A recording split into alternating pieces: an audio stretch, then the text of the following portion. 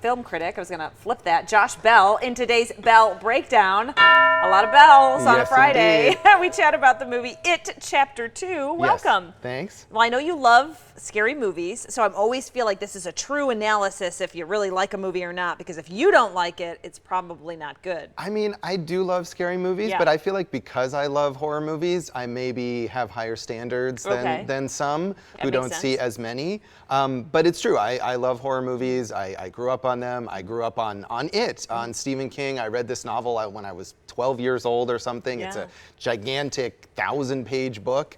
And I did enjoy the first part of this adaptation that came out a couple years ago.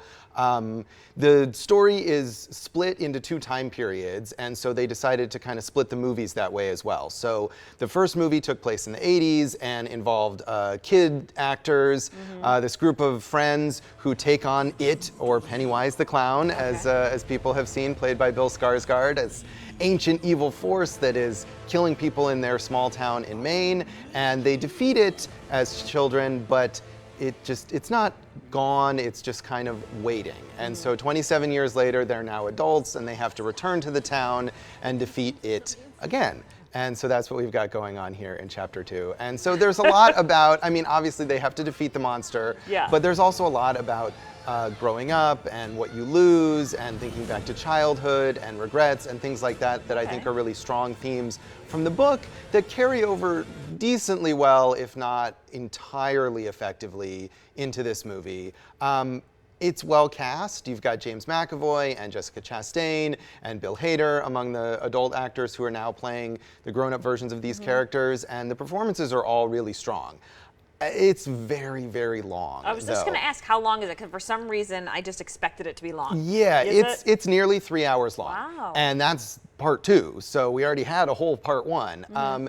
It gets a little repetitive and it drags a bit in the middle, especially as the characters split up and they all kind of have to face their own demons.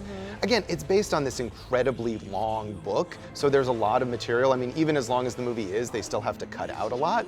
But I do feel like as a feature film, as a single kind of entity, it's a little unwieldy. But at the same time, again, there's strong performances. There's a lot of creepy moments. Ooh, maybe that's creepy. Maybe not as scary as the first one. I think maybe the children, it's scarier when you see kids going through this kind of stuff.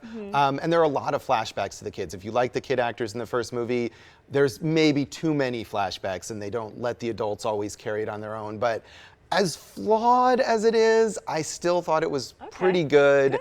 And it's still in the upper tier, I think, of Stephen King adaptations. Of course, there's a lot of really bad Stephen King movies. Right. But yeah, this is strong. I think if anybody who liked the first one and was excited for this, you know, lower your expectations a little bit, but there's still a lot of good stuff here. All right, good stuff. Quick question before we go. If you don't like clowns and you're scared of clowns, you should not see this movie, right? Well, yeah, obviously. I mean, unless you enjoy terror, which people do, but yes, there's a lot of scary clown stuff in this. That's kind of the point. Thanks, Josh. Great Bell Breakdown. He pretty much liked it. Yeah. It's a miracle. Happy Friday, everyone. Stay with us.